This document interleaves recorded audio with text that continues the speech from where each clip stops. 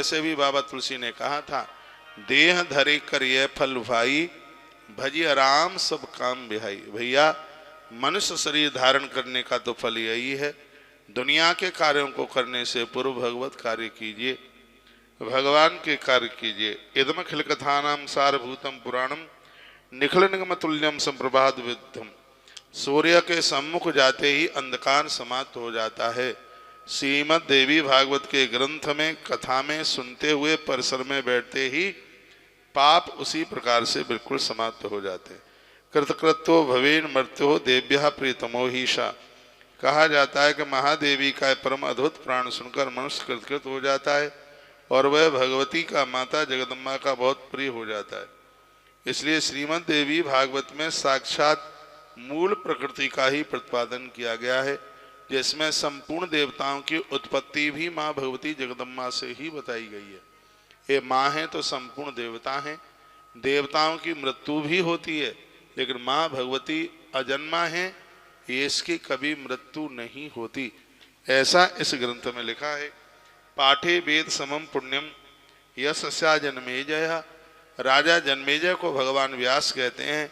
देवी भागवत का पाठ साक्षात वेद की तरह है।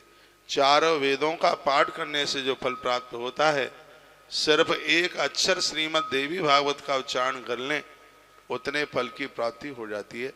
इसलिए मैं संपूर्ण देश के महान भावों को कहना चाहूँगा, आप अपने कार्य में कितने भी व्यस्त क्यों ना हो, अब के बार इस नवरात्रा में पूरी श्रीमद् देवी भागवत की कथा को आप चैनलों के माध्यम से, टेलीविज़न के माध्यम से जैसे भी आप सुन सकें, इस कथा को जरूर सुनिएगा। और मैं भी व्यासपीठ से श्रीमद् देवी भागवत जी की कथा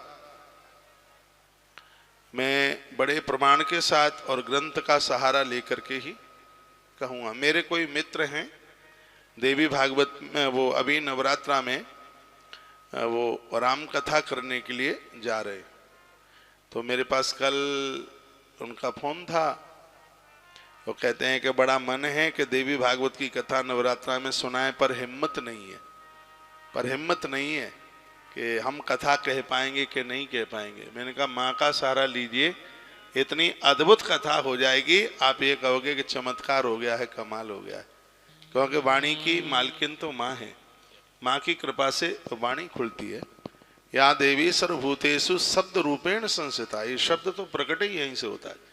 या देवी सर्वभूतेषु शब्द रूपेण संस्थिता, नमस्तस्यै नमस्तस्यै नमस्तस्यै नमो नमः। सबको वाणी देने वाली वह सरस्वती बनकर वही तो सबके ऊपर कृपा करती है।